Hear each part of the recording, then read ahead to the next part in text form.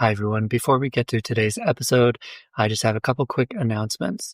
First, we are still in our fundraising drive, so if you want to support this podcast, donations are being matched. Also, we have a bunch of in-person programs coming up. You can join our mailing list to find out when we will have new online content, including recordings of those live programs available. All of that is on our website, jungchicago.org. Thanks.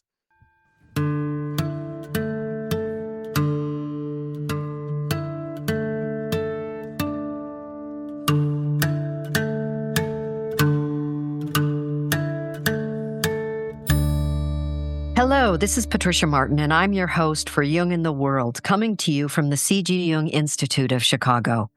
Joining me today is Glen Slater for a conversation about post-humanism as seen through a Jungian lens.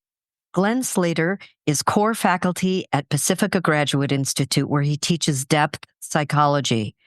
His recent book, Jung and the Borg, Finding the Deeply Human in a Post-Human Age, takes the view that industrial disruption of the outer world is being followed by disruption of our inner worlds, creating a series of psychological accommodations and symptoms that we feel but do not understand.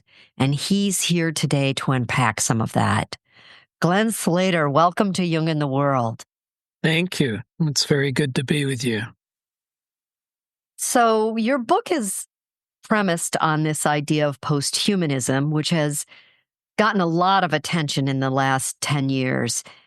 And there have been philosophers who have written about it. There have been technologists who have written about it. And now you're coming at this idea of post-humanism from a Jungian perspective. And so I want to get clear on when you define post-humanism as a Jungian, what do you mean by that?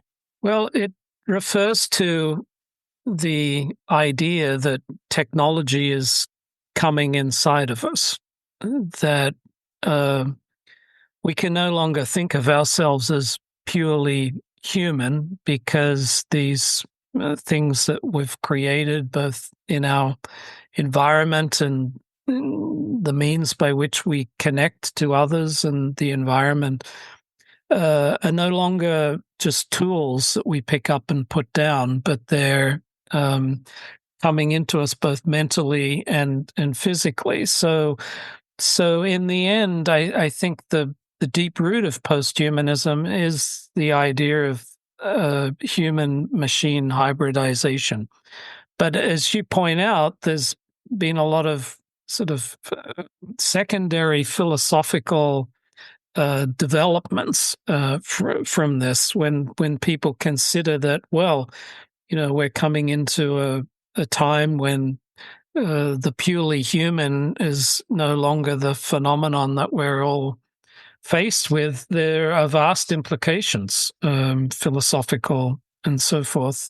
And that idea has come together with the postmodern idea that the purely humanistic way of thinking, particularly the Enlightenment form of humanism, is no longer adequate in order to understand our existential situation. So there's a lot of philosophical post-humanism that emphasizes, for example, the end of anthropomorphism and anthropomorphic views, and a need to think out of the box rather than in a narrowly humanistic way.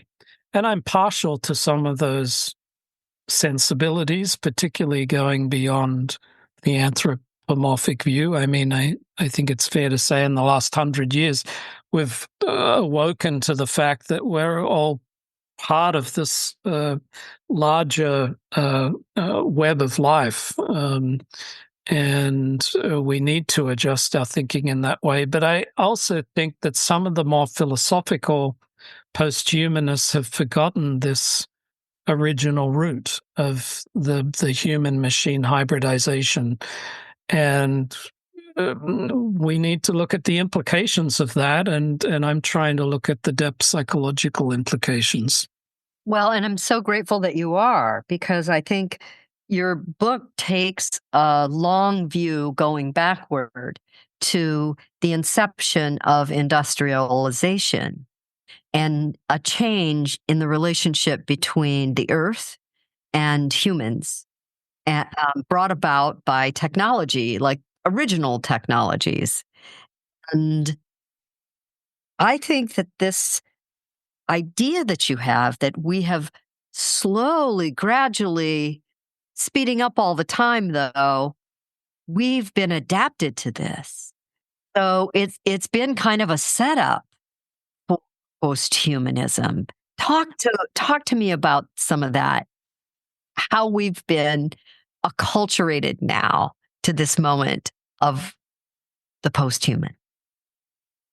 Well, industrialization is probably the most dramatic change in human activity and lifestyle that has ever occurred, and the massive shift of people moving from country and village life into big cities and working in factories and engaging with machines and traveling by steam train here, there, and everywhere. And in the course of a generation, these extraordinary changes, backgrounded by the incredible developments in science and technology. And I think what's going on today parallels that in many respects, in that we have, over the course of a generation, adapted our lives to the online world and to working with computers and basically carrying around these devices which have become extensions of ourselves. So back in the late 19th century, people were already using terms like the animal machine to describe the industrial worker. There were already writers like Samuel Butler saying the machines are about to take over and go beyond us. And these are things that are happening today, but on a very different level.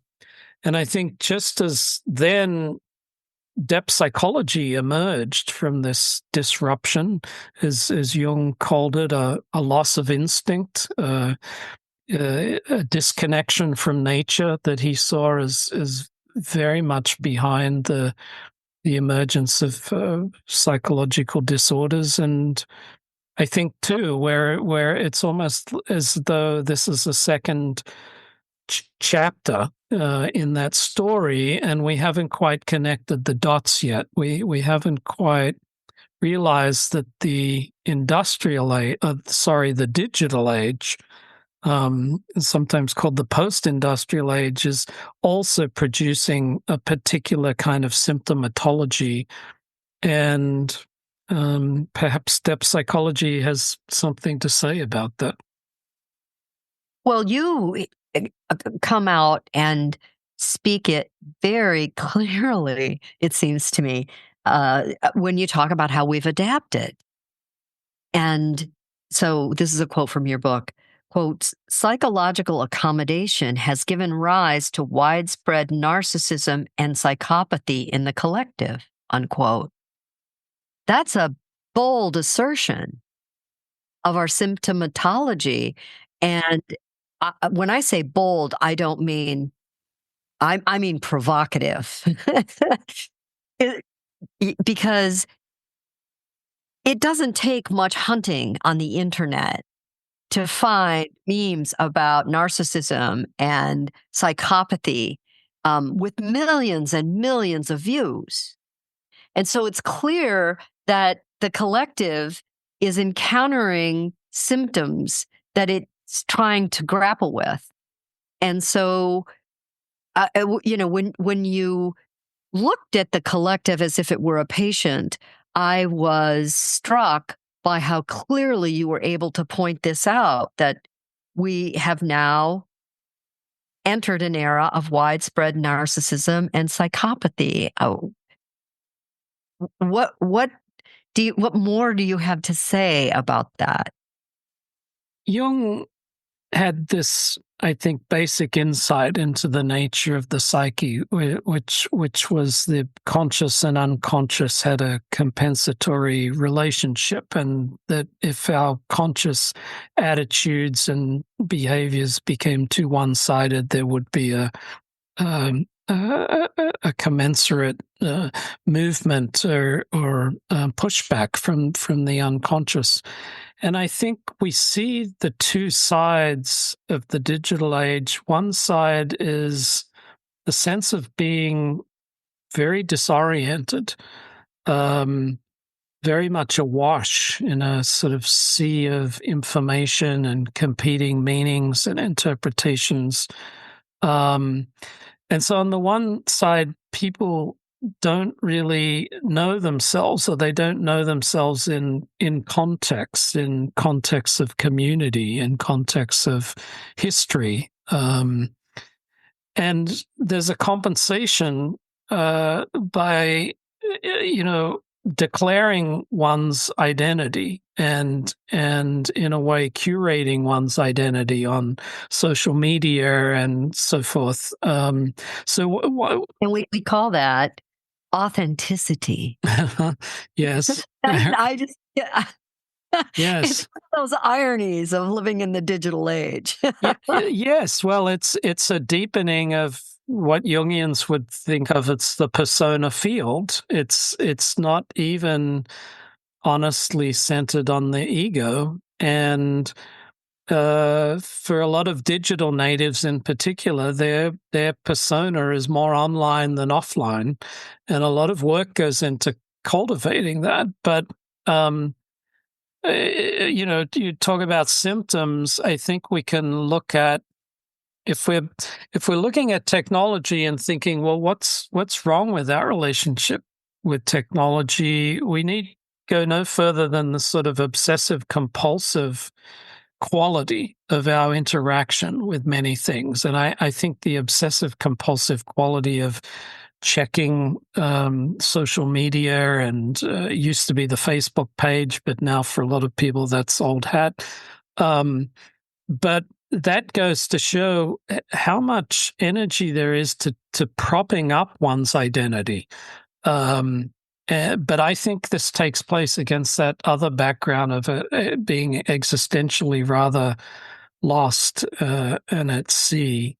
So that would be one example. You also talk about Jung's way of looking at the collective, and that he had spent a fair bit of time and intellectual effort to judge whether a society is conducive or detrimental to the individual. And he said, and you write about this in your book, that it can be judged by the system of symbols, whether or not a society is conducive or detrimental to the individual. And so I'm curious to get your take on the state of symbols in the hybrid culture. What's your assessment? It's hard for me to think about the state of symbols without thinking about the state of our capacity to see symbolically. I think symbols abound. The real question is, do we have the sensibility to see them and to think symbolically? And a concern that I raise in the book is that we learn to think symbolically in via the cultural imagination, and the cultural imagination is supported by our education in the humanities, our engagement with the arts. I mean, these are the places outside of fields like depth psychology where people see the images that are animating a culture, the images that speak to the meaning of life, through reading novels or listening to music. And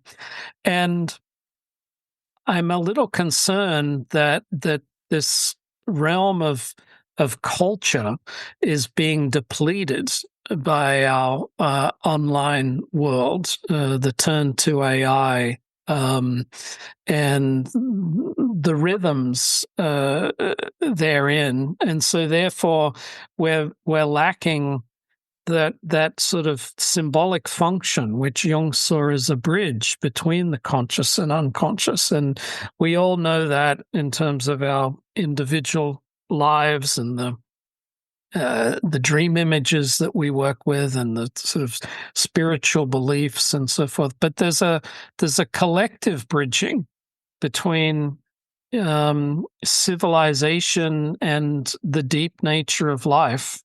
And I think that the cultural imagination functions in that way at its best. So I think something to think about is the way our digital lifestyles and the digital worlds may be eroding that symbolic function, that way of thinking. I read recently a study that was done by two younger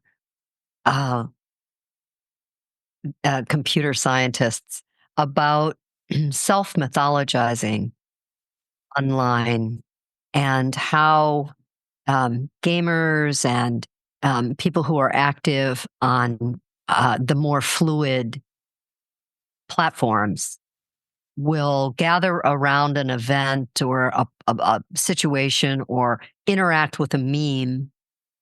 And there's a fair bit of iconography or, archetypal characters, what we might think of as archetypal characters, symbols.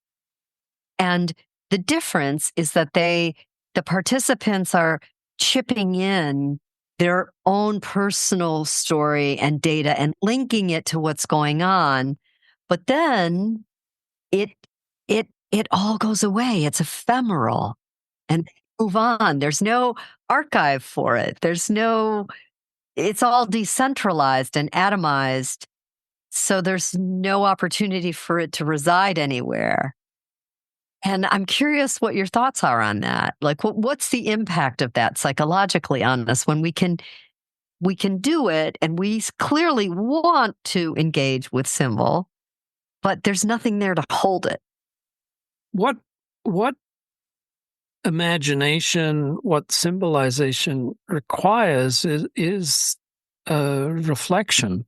It is the capacity to sink into layers of meaning, and generally to do that we need to pause, we need to register our feeling response, and one of the contrasts I drew in the book is between the sort of horizontality of the digital world, the way in which there's so much information, more than we can possibly comprehend, and what we're short on is understanding, the ability to digest things, to put them in context. In other words, to generate more of a verticality of consciousness that would take us also down into the depths, remind us of the sort of ancestral lineage that preceded us, and give us a feeling of something to stand on. And I think this is another one of those vicious circles, that if you're caught in the horizontality of things and you're simply being distracted or entertained, or you use the word ephemeral, there are all of these ephemeral pleasures. The question is, what is left behind in terms of that verticality. So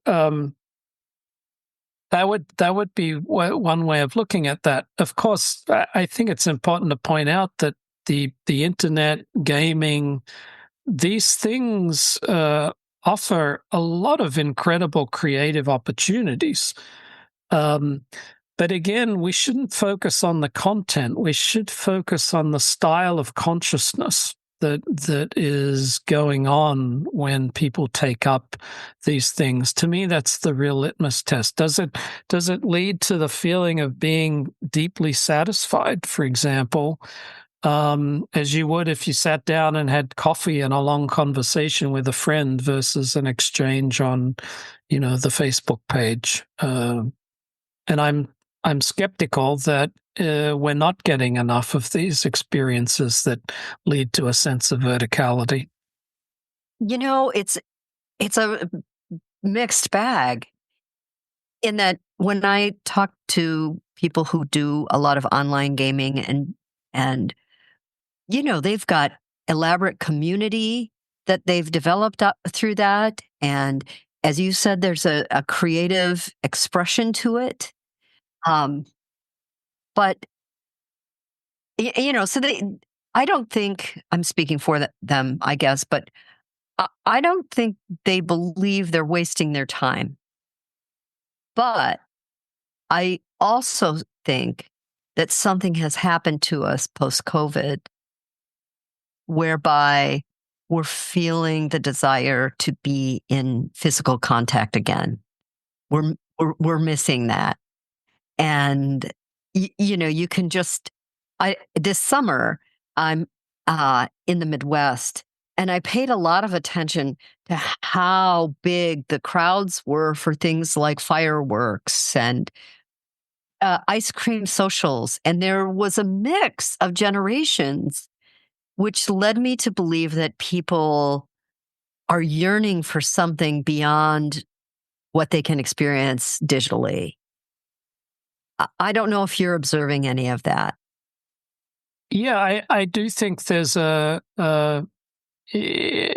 a way, well, one phenomenon is a kind of backlash to the digital lifestyle where people have started to go on fast. So they've gone back to, analog technologies, and they've gone off social media. And that probably works for a lot of people in order to discover what aspects of life lay outside of this immersion in cyberspace and the online world. And I think in a way that's the thing here is to discover how to value what does lie outside the modality in order to then go forward with not just a balance, but in a conversation between the offline side of our experience and the online side of our experience, so that online world is shaped and directed in a way that's conducive to our total psychological and existential situation. At the moment, I don't think that's happening. I think we're in the sort of enthusiast phase of just diving headlong into the digital reality and experiencing all these symptoms without connecting the dots and realizing that the depression and anxiety that it's at epidemic levels among some demographics is really connected, and the people are doing important work on that. But it's what I refer to in the book as the need for a feedback loop. That if there was a conversation between all aspects of this experience, including the conducive things, and I realize people can find a sense of community online, but if there was a conversation between all aspects of our experience, then maybe the technological way forward could be redirected. Well, I want to get back to this idea of verticality, depth psychology, being able to go deep. And it lifted off the page as I was reading this in your book, this idea of a second center. You make this fascinating argument about an inner core of deeper intelligence in the psyche that Carl Jung identified, and you go into it in a little more detail. Can you share that with us? This seems very core to Jungian psychology, and if you study Jung's ideas, you see this appreciation for a deeper intelligence slowly emerged over time. Of course, it comes in a big way in his own, what he called confrontation with the unconscious, and his work that we now have in the Red Book. And he discovered these inner figures like Philemon, who seemed to carry a wisdom that was beyond his consciousness. And Jungians came to call this the self, often capitalized, and saw it as a second center in contrast to the ego center of consciousness. But often what gets lost is what takes us, what connects those two centers. And I think, once again, what connects is the ability to turn within, to work with the dreams, with the images that emerge, but also to know what feeds the soul for all of us. And that's, I think, where the arts and the cultural imagination come in. We need guides in order to relate to that second center. And we find that in spiritual pursuits, and then we discover it in our own way.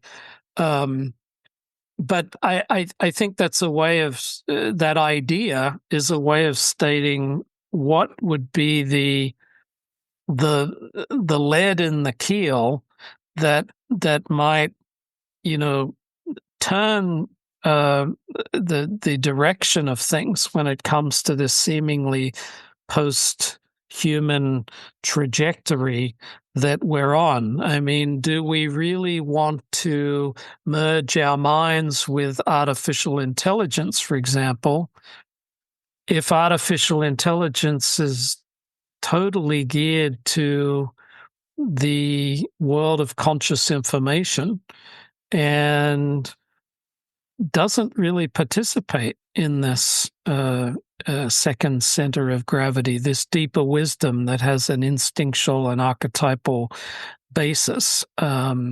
Is that not over time going to create a massive one-sidedness in our lives, where we have all of this rational knowledge, but the knowledge that comes from the knowledge of the wisdom of the ages is somehow lost, and our ability to relate to that is lost?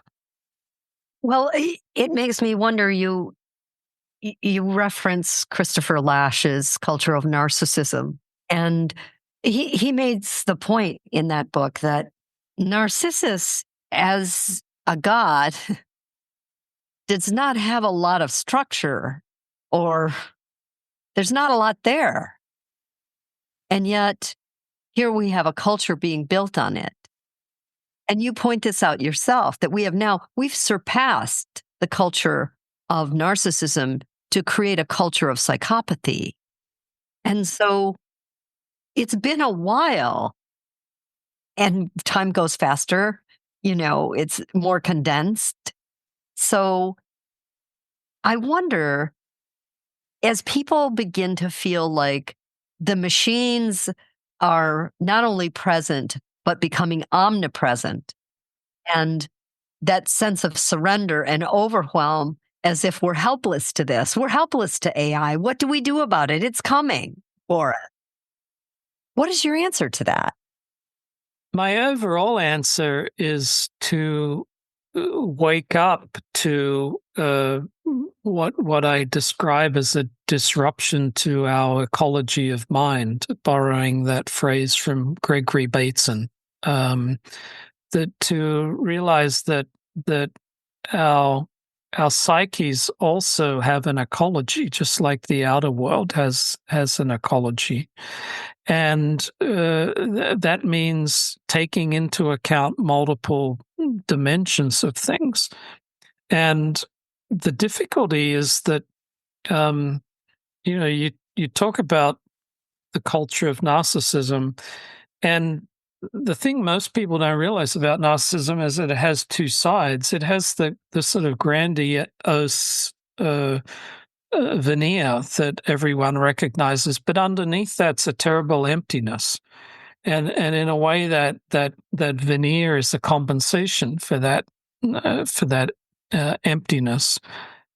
And there's a lot of defensiveness against that emptiness too, through denial and splitting and projection and rationalization and some of these things that we see when we get into that.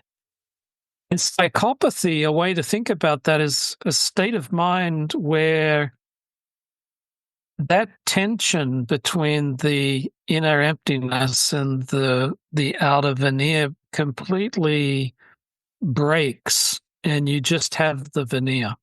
You just have the fabrication, so that only the invented reality or the face that you put forward or this sort of outer gesture is what counts, and there is no inner reality. And this is why in psychopathy they say there's no capacity for empathy, because you don't really recognize the other person as a person, as having an inner life. And I know I'm putting a lot on the table here, but the idea I think we have to contemplate is the extent to which the digital age is drawing us more and more into the fabricated, or what Baudrillard would call the hyperreal. That the actuality of things has become less important than their representation, their simulation. And in those, under those circumstances, I think our ecology of mind goes out the window. So we could say that what is it we neglected in the industrial age was the sense of the interconnectedness of things in the outer world. And now in the digital age, we're discarding the interconnectedness of things in the inner world, and the fact that we can't just be these facades and internet personalities. Our souls are going to suffer at best, and perhaps be lost at worst.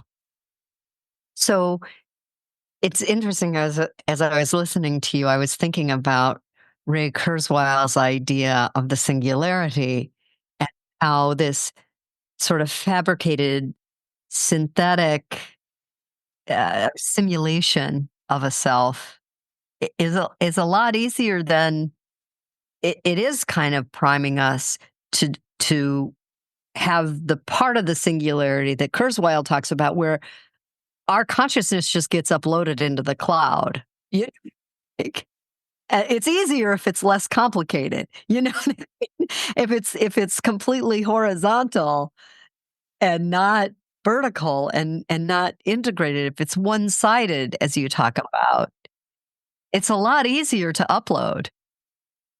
And so if you think about the future and what we want for our children and our children's children, we want depth. We want them to have a rich and capacious and loving life, so that they can experience the full totality of what it is to be human. It's something worth working on.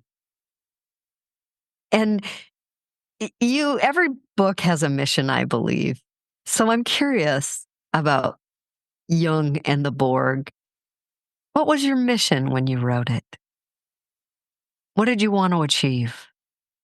I think to put on the table the importance of the psyche and the importance of understanding the psyche in this fuller, more complete way that includes the body, that includes the instincts, that includes our relationship to the world. I mean, really, if we take a phenomenological view to our psychological lives, as Jung did, we are mind, body, world entities.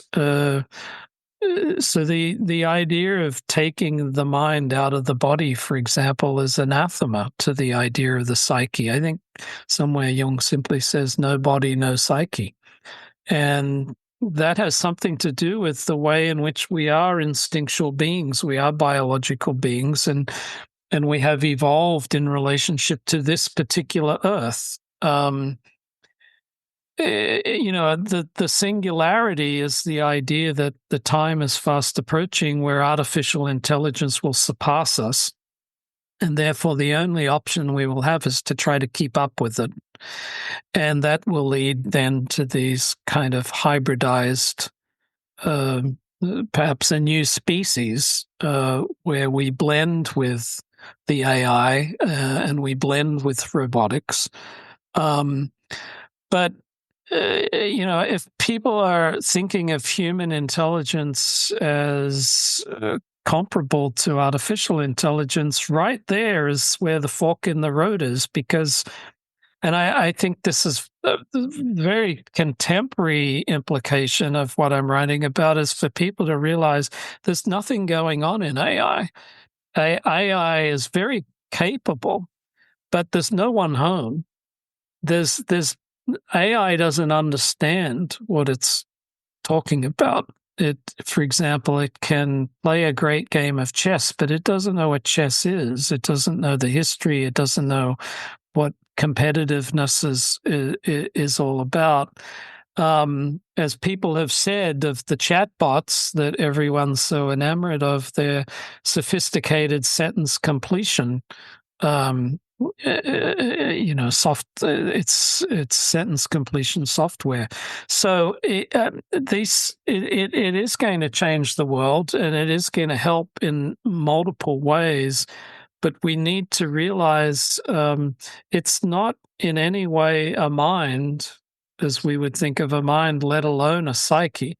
So the point is, if we want to put all our eggs in that basket, we're going to leave a lot of ourselves on the table. And all I'm trying to say in the book is, yes, we live in a technological world. Yes, computers are not going away. AI is the next stage. But we need to focus on what we're leaving behind and what will ensure our ecology of mind. Otherwise, I think we'll suffer the same kind of collapse inwardly as we've started to see outwardly. So as you teach and encounter people, I know you speak around the world, is there I don't want to oversimplify your thinking because you're really a profound thinker, Glenn, but do you get asked questions about what's the antidote? What do you recommend? What can you? So here I am asking you, what's the antidote? I think the first antidote, which Jungians will particularly relate to, is simply to become more conscious. To pay attention to what is actually happening to us, to our sense of satisfaction, dissatisfaction, to the kind of symptoms that are arising, and to realize that these things are not anomalous, that they have something to teach us about the way we're living, the what our minds are doing. And to me, then what follows that is a reevaluation of values. What is most valuable? Is a sense of meaning and purpose and soul something that is vital, or something that if we think we can just be ultra intelligent and have our fingertips on every piece of information whenever we want, that is that enough? Is that what we have been brought here to do in this sort of only experiment in conscious life that we know about? It's kind of a call to live a full life. Yes. To live the fullest life you can live. Mm-hmm. Indeed. And that's very challenging at a time when I think there is a lot of, I make this a pivot in the book, a lot of dissociation that stems from that horizontality where we're pulled in so many directions, that stems from having so many distractions, that stems from this sort of loss of more of a verticality and sense of rootedness. And so to me, that's the pivot that runs through what I'm talking about here. Can we have a more integrative style of being present to what's going on versus a more dissociative style? And then if so, and this is where I come out at the end of the book, I wonder whether we might be on the threshold of a new countercultural movement that attempts to recover what it is that is of deep value, that is of deep significance in terms of this human experiment, that might enhance the cultural imagination in a way that's seemingly not happening right now. But it has to be a counterculture with more philosophical rigor than the last one. I think the counterculture, the 60s and 70s, which incidentally, the term counterculture was coined by Theodore Roszak, and he said this was a reaction to the technocracy of that time. Well, maybe there's a second counterculture that's a reaction to the technocracy we're swimming in, but perhaps one that has a little more philosophical rigor. And this is where I think Jungian psychology can maybe help out, because the understanding of the psyche that Jung offers us helps us really see where we might be going astray right now and what else needs to be brought back into the picture. That's so helpful. Thank you. That it gives us something to hope for, and time will tell. But I think you're really onto something. And your book contributes to what I believe is a rising philosophical class in the digital culture that is calling these things into question, using some of our foundational ideas as a society, including the work of Carl Jung, to just reimagine how this might be different. Thank you for sharing all of your wisdom with us today on Jung in the World. This is one of the best parts of my job, that I get to talk about these things. So I want to thank you so much. Well, thank you. It's been really great talking with you.